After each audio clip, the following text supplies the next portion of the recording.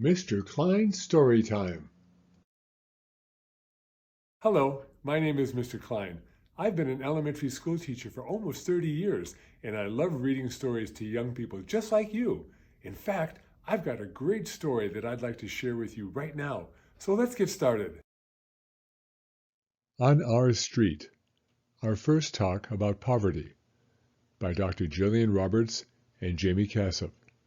Illustrations by Jane Heinrichs. When you venture out into the world around us, you may notice things that are new to you. The world is filled with unique people who live in a variety of different ways. Sometimes people are happy in these different situations, and sometimes they are not. It's okay to ask questions when you do not understand the way another person is living. On the walk to school today, I saw a man sleeping on the street. He had all his belongings around him. Why would he sleep outside? That person is sleeping on the street because he does not have a permanent place to live. That person is homeless. People who are homeless live on the street, or they live in community shelters. Sometimes they move between shelters, or between shelters and the street. People who are homeless are often in that situation because of poverty. Poverty is a big problem in our world today. What is homelessness? When people live on the streets or without a permanent shelter or living quarters, we say they are homeless. This includes people who live in or move between community shelters. What is poverty? Poverty can mean a lot of different things. The simplest definition is that a person doesn't have enough money for food, clothing, and shelter. But poverty can also mean not having a good job or being unable to go to school or to the doctor. It can mean feeling unsafe or excluded, or like you don't have opportunities in life to be happy.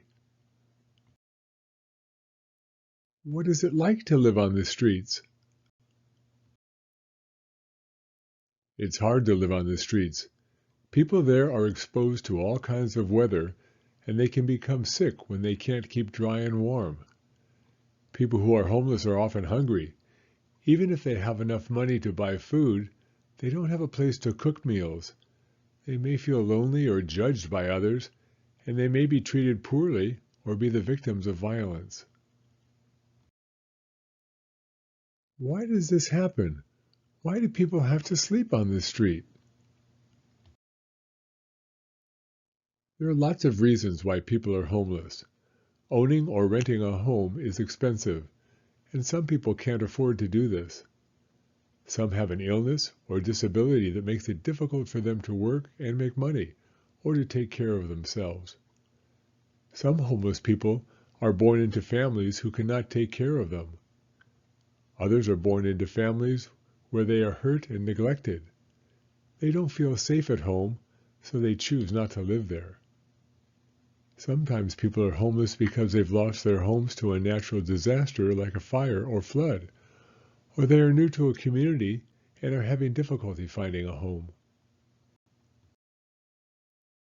Are there children who are homeless? Yes, people of all ages can be homeless. Young children who are homeless may live with their families in community shelters. These shelters provide families with food, warm clothing, and basic services. Some families even live in their cars. Older children are sometimes homeless because they have run away from their homes. Regardless of gender, race, geography, or circumstance, every child should have the right to grow up with a bright future. But for many around the world, the question is not what they will be when they grow up, but if they will grow up at all. By UNICEF Canada. Why would someone run away from home? Some children live in homes where they are treated poorly or abused. They run away because they don't feel safe there. Children might also run away if they are neglected, if they do not feel important to their parents. Sometimes parents cannot raise their children themselves and give them up. These children become orphans. They may end up in community homes or in temporary homes called foster homes. Children who run away and live on the street often feel like it is a better choice than living with their families or in homes where they do not feel loved or safe. What is an orphan? Orphans are children who no longer have parents. Their parents may have given them up or may have died. There are more than 132 million orphan children living in the world, from UNICEF. How can I help children who are homeless or unsafe? There are many ways to help children in need. You and your family can donate resources to places in your community that help kids, like family shelters or boys and girls clubs. You can also help raise awareness of children in need by choosing a charity that helps children and then organizing a fundraising activity at your local school, church, temple, mosque, or synagogue. If you think a child you know might need help, talk to an adult you trust, a parent, a teacher, a coach, or a school counselor. What can I do? If you know someone who is neglected or abused, you can get them help in Canada by calling the Kids Help Phone 1-800-668-6868, or in the United States by calling the Child Help National Child Abuse Hotline 1-800-4A-CHILD or 1-800-422-4453. UNICEF was established to help children in need all over the world. You can encourage your family to join the UNICEF monthly donor program. For more information, visit www.unicefusa.org or www.unicef.ca. Look for a Boys and Girls Club in your community. These clubs offer programs and services for children of all ages. Boys and Girls Clubs of Canada, www.bgccan.com, and Boys and Girls Clubs of America, www.bgca.org.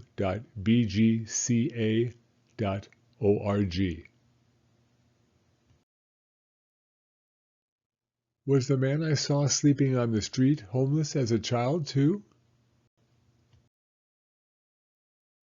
He may have been, but he may not have been. He may have grown up in a loving and supportive family, but as an adult his situation changed. For example, he may have developed a physical or mental illness. When someone has an illness, it is very difficult to cope with daily life. Sometimes people are too sick to go to work, and then they cannot pay their bills or buy food. In these situations, people's health challenges lead to poverty and then to homelessness. What is mental illness? It is any kind of disorder that results in people having abnormal thoughts, emotions, and behaviors. These things affect their relationships with others.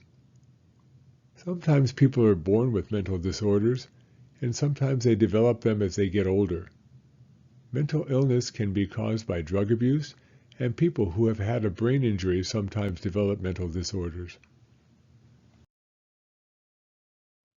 Are homeless people the only ones who live in poverty? No. Being homeless is only one kind of poverty. There are other kinds of poverty that are harder to see, like when people are not able to go to school or to the doctor. Poverty is not simply measured by inadequate income.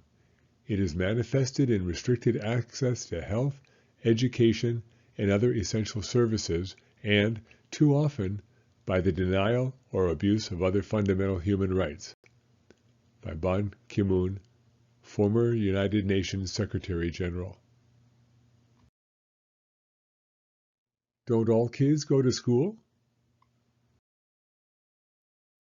No, not all kids are able to go to school, especially in developing countries in Africa, Asia, and South America.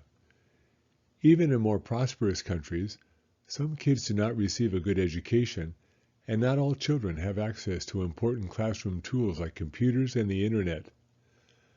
Many are unable to go on to college, university, or advanced job training. Without a good education, it can be very difficult to get a good job when you are older.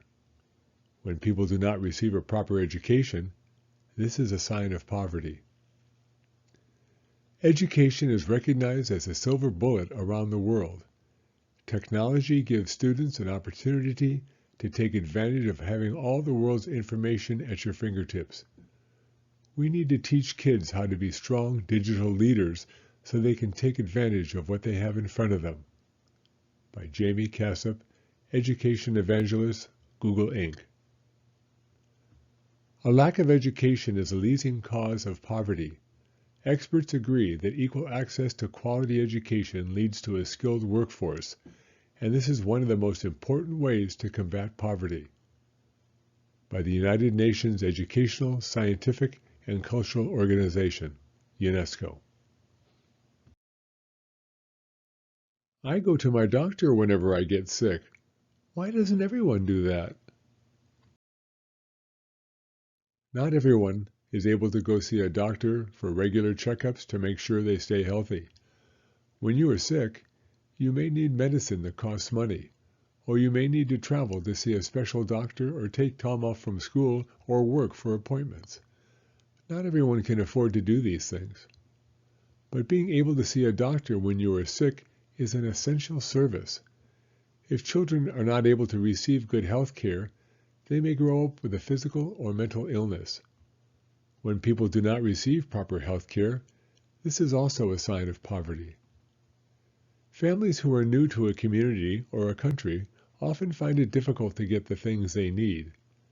Without support from people in their community, they may not be able to do such things as find a doctor who is taking new patients. This is especially true for refugees. What are essential services? These are things needed for a person to be healthy and safe. Without these things, lives are put at risk. Examples of essential services include access to food, water, medical care, and protection. What are refugees?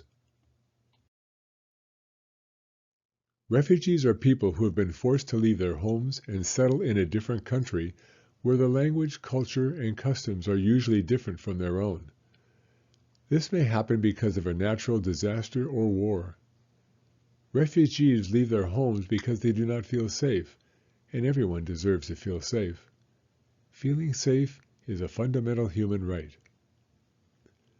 On December 26, 2004, there was an earthquake in the Indian Ocean. It was the third largest ever recorded in human history. Devastating tsunamis followed that destroyed several coastal communities on the Indian Ocean.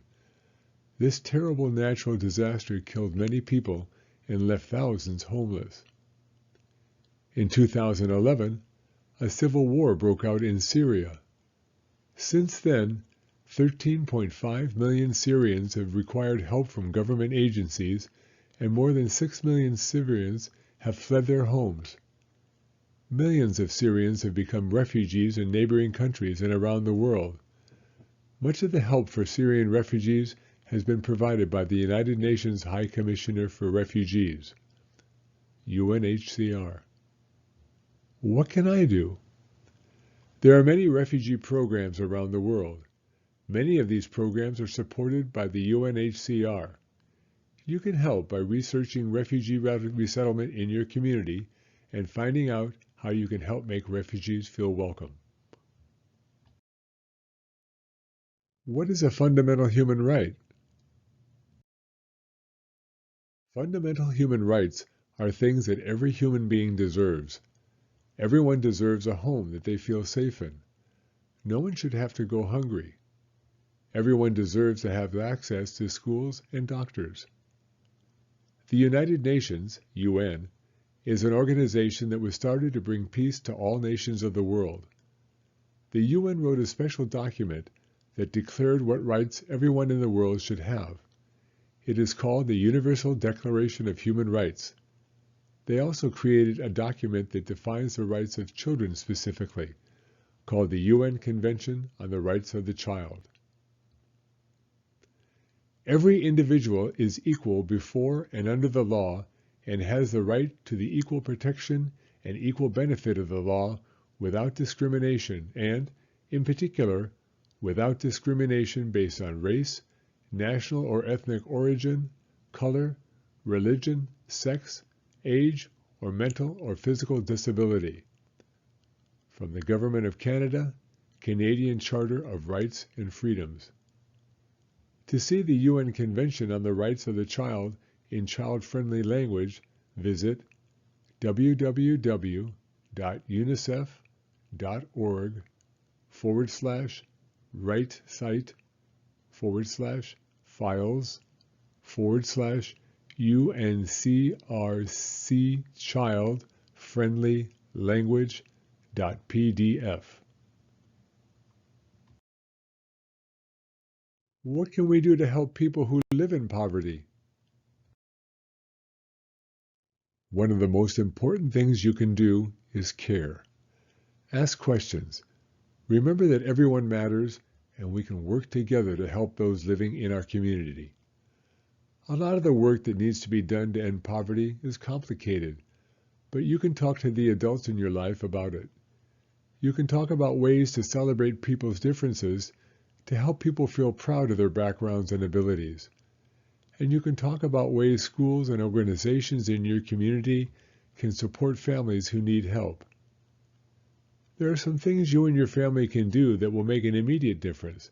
For example, donate non-perishable food and toiletry items to food banks. Drop off new toys to fire halls during the holidays. Donate gently used clothing to charity. Introduce yourself to your neighbors, with your parents, or to children at your school who you don't know. Practice random acts of kindness to people living on the streets. A smile or a sandwich means a lot. Support refugee efforts in your community by volunteering your time. Celebrate diversity in your community by learning about a cultural celebration you don't know much about. Solutions to poverty go beyond handouts and giving money to poor people in the form of government programs. Solving poverty is about providing opportunities. Often the difference between a kid living in poverty and one not living in poverty is opportunity. Opportunity for education, opportunity for work. Jamie Cassop, Education Evangelist, Google Inc. When I first started to talk openly about growing up in poverty, it was difficult. People tend to correlate poverty with low ability and intelligence, but I did it because I wanted children who are growing up as I did to know that I am no different than they are and that they can accomplish anything. Reaching out to children to share these messages and break the assumptions about poverty is important to me. I couldn't have been more thrilled when Dr. Jillian Roberts contacted me to discuss her work and how we could educate children about issues of poverty so they could understand them and help solve the problems associated with it. As an expert in child psychology, Dr. Roberts was the perfect person to learn from and collaborate with. I am excited to work with her on this project and hopefully on many more to come. All children have tremendous capability and capacity if we give them the tools and opportunity. I hope this book inspires 1,000 solutions to the problems of poverty and homelessness in the minds of the children who read these pages. Jamie Cassop, Education Evangelist, Google Inc. On one rainy afternoon, I came across a powerful quote that inspired me. Quote, "Don't ask kids what they want to be when they grow up. Ask them what problem they want to solve." End quote. I have spent my life working with children, and I worry about the challenges they now face in our rapidly changing world. Our kids need to be prepared to face these challenges, and they will need to solve many problems along the way.